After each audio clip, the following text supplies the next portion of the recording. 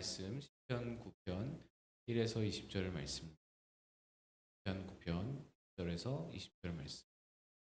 대독해서 이렇게 내가 전심으로 여호와께 감사하오며 주의 모든 기이한 일들을 전하리이다. 내가 주를 기뻐하고 즐거워하며 지존하신 주의 이름을 찬송하리니 내 원수들이 물러갈 때에 주 앞에서 넘어져 망함이니 주께서 나의 의와 성사를 변호하셨으며 보좌에 앉으사 의롭게 심판하셨나이다. 이방 나라들을 책망하시고 악인들을 멸하시며 그들의 이름을 영원히 지우셨나이다. 원수가 끊어져 영원히 멸망하였사오니 주께서 무너뜨린 성읍들을 기억할 수 없고 여호와께서 영원히 앉으시며 심판을 위하여 보좌를 준비하셨도다. 공의로 세계를 심판하시며 정직으로 만민에게 판결을 내리시리로다.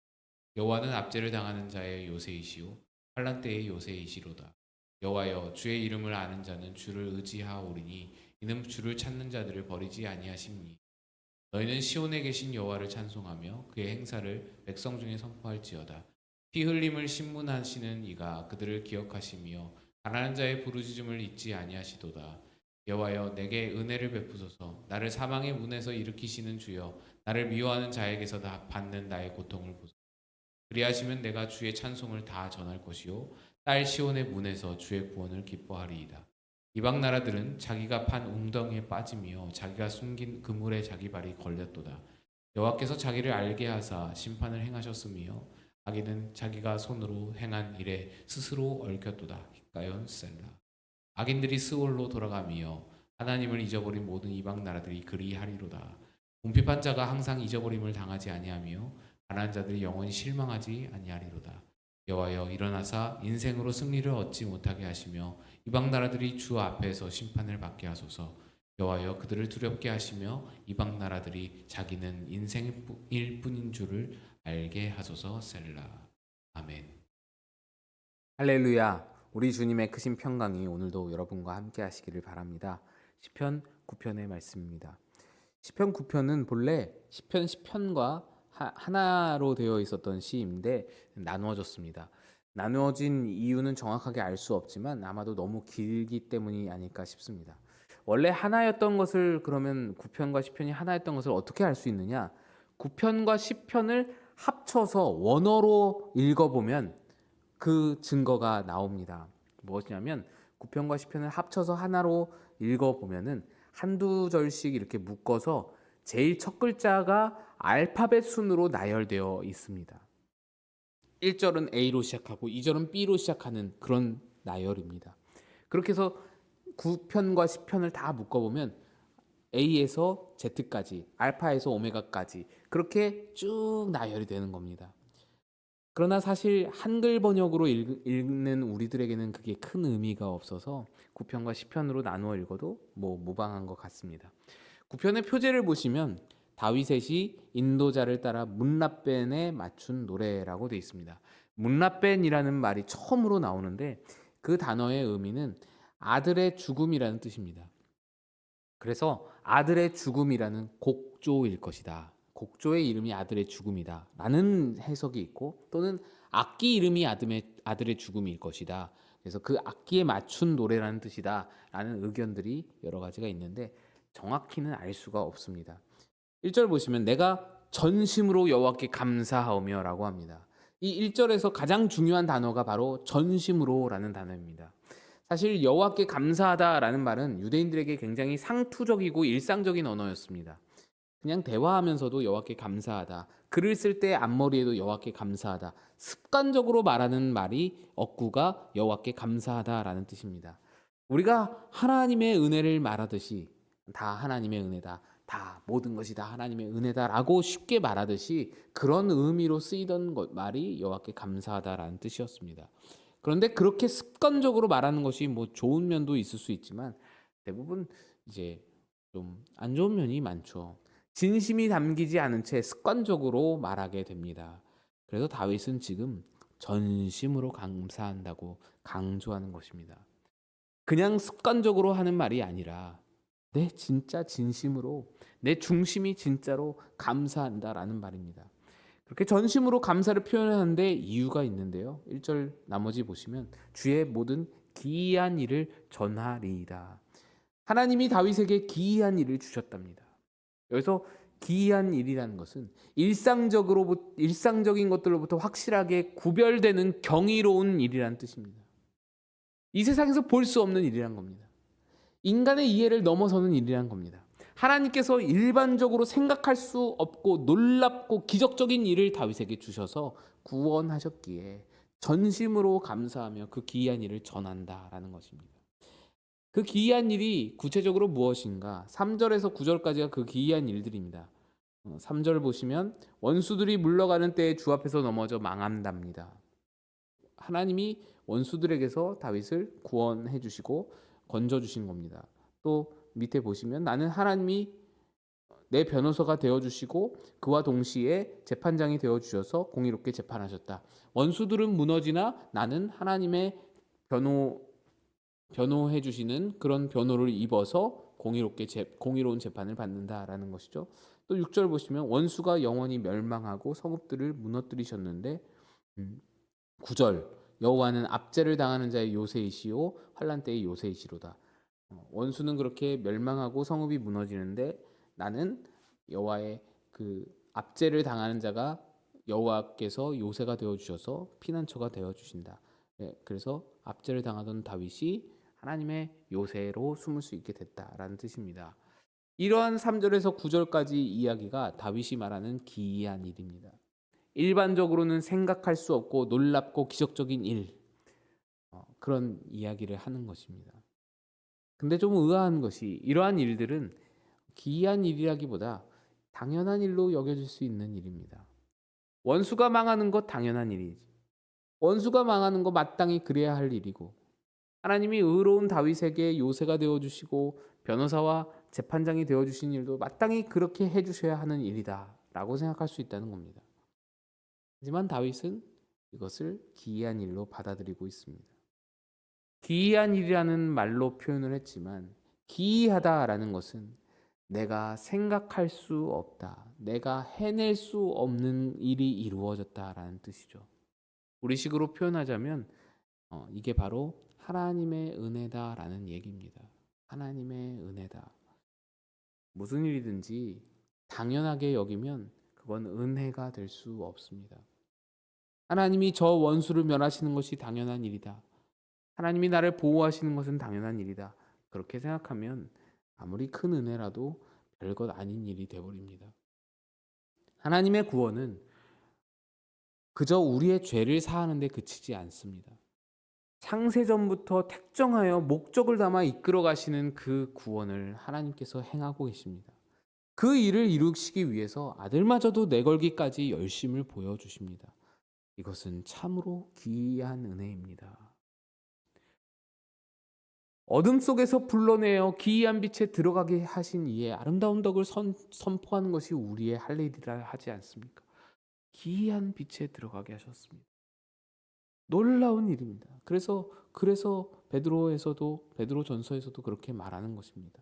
어제 우리가 시편 8편에서 봤듯이 우주 만물을 다 창조하실 수 있는 크고 위대하신 하나님이 뭐가 아쉬워서 뭐가 필요해서 사람을 지으시며 사람이 무엇이기에 내가 무엇이간데 내게 마음을 쓰시고 찾아와 돌보시며 우리를 기이한 은혜로 세상에서는 알 수 없는 은혜로 우리에게 베푸셔서 우리를 건지시는가. 우리가 그걸 헤아릴 수가 없습니다. 알 수가 없습니다. 하나님을 이해할 자가 누구입니까? 하나님의 구원을 다 이해할 자가 누구입니까?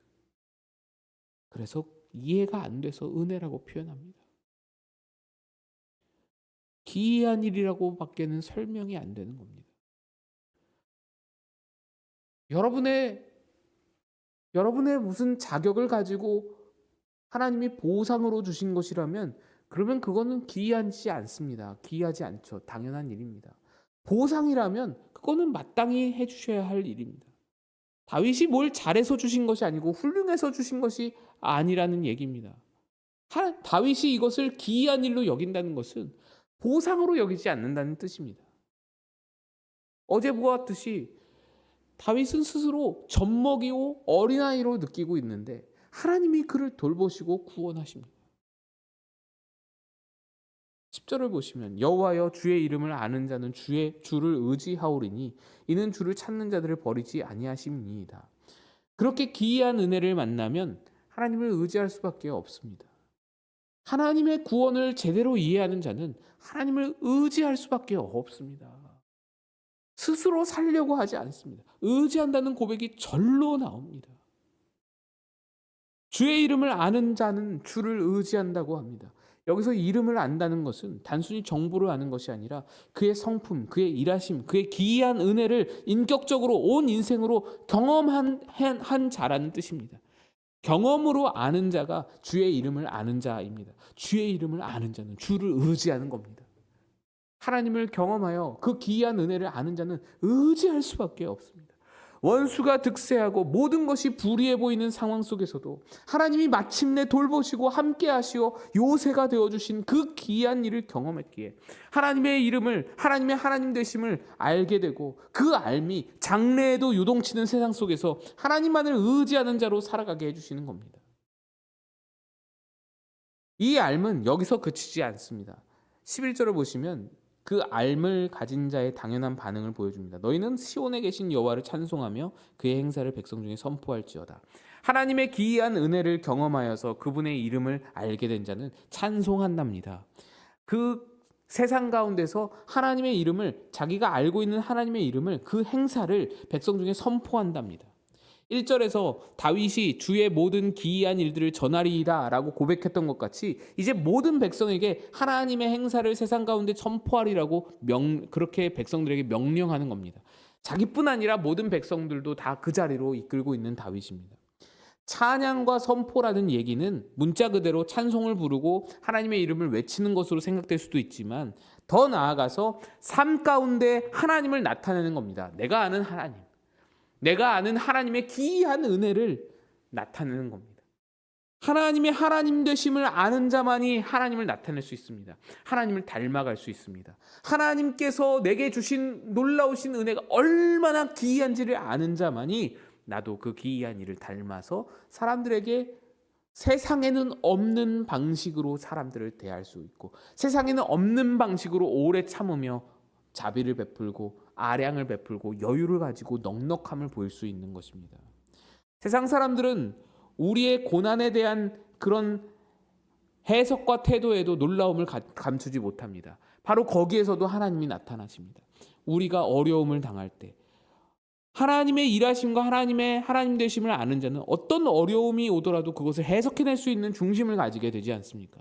그래서 세상 사람들이 놀라는 겁니다. 어떤 사람이 자기는 종교를 가지고 있지 않지만 기독교인들을 그렇게 볼 때에 때때로 놀랄 때가 있다면서 그 이야기를 해주는 영상을 본 일이 있습니다. 분명히 저 사람은 낙심당할 만한 일인데 어려운 일이 닥쳐왔는데 나라면 낙심할 텐데 그가 하는 말이 하나님에게 뜻이 있을 거야. 이렇게 이야기하면서 그 일을 해석하고 넘어가는 그 모습이 너무나 놀랍고 부러웠다라는 겁니다. 자기도 그렇게 어려움을 넘기려고 노력한다라는 내용의 영상이었습니다. 이것은 하나님의 일하심을 아는 자만이 할 수 있는 해석이며 태도입니다. 그걸로 하나님을 보이는 겁니다. 사람들이 나도 저렇게 해야지, 나도 저렇게 낙관적으로 긍정적으로 생각해야지 따라한다고 해봐야 그것은 그저 낙관적으로 생각할 뿐이죠. 희망사항일 뿐이죠. 하나님의 일하심을 아는 자의 태도는 긍정적인 마인드거나 낙관적으로 모든 것을 다 낙관적으로 낙관하는 그런 태도와는 다릅니다. 그런 낙관은 실체가 없는 허상입니다. 실체가 없이 그냥 마인드 컨트롤일 뿐입니다. 내 마음을 긍정적으로 잡아야지, 내 마음을 긍정적으로 만들어야지 라는 것뿐입니다. 아무런 대상이 없고 실체가 없습니다. 그러나 우리는 그 모든 상황을 쥐고 역사 속에서 구체적으로 일하시는 하나님의 손길을 아는 자입니다. 그걸 경험한 자입니다. 기이한 빛을 본 자들입니다. 그걸 가지고 하나님의 일하심을 바라보는 겁니다. 구체적인 대상이 있고 구체적인 일하심을 본 자고 경험한 자들입니다. 완전히 다릅니다. 어려운 일을 해석하는 태도와 방식에 있어서 그들과 우리는 다른 겁니다.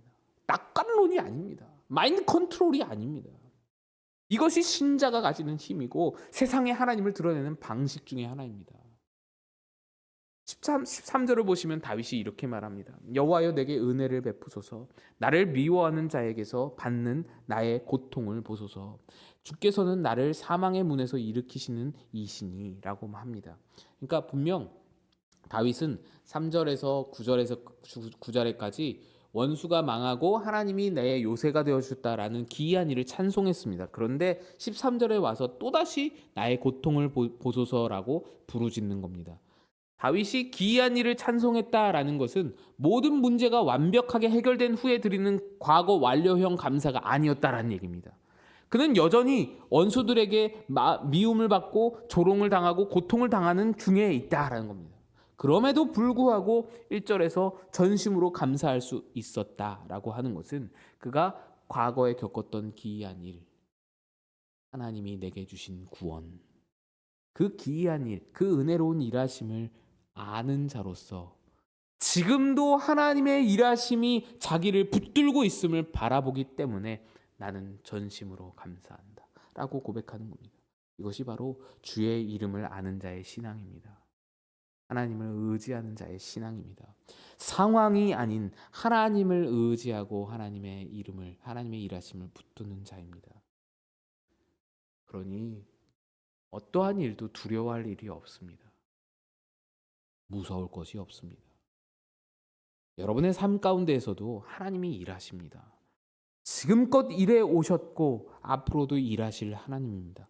그러니 오늘도 하나님을 의지하시기를, 주의 이름을 아는 자는 하나님을 의지한다고 하였으니 하나님을 의지함으로 두려움 없이 담대히 나아가는 오늘의 삶이 되시기를 주님의 이름으로 축복드립니다. 기도하겠습니다. 하나님 아버지, 오늘도 하나님의 이름을 아는 자로서, 하나님의 일하심을 아는 자로서 하나님 앞에 의지하며 하나님을 담대히 전하며 살기를 소망하오니 도와주소서. 같이 기도하며 나아가겠습니다.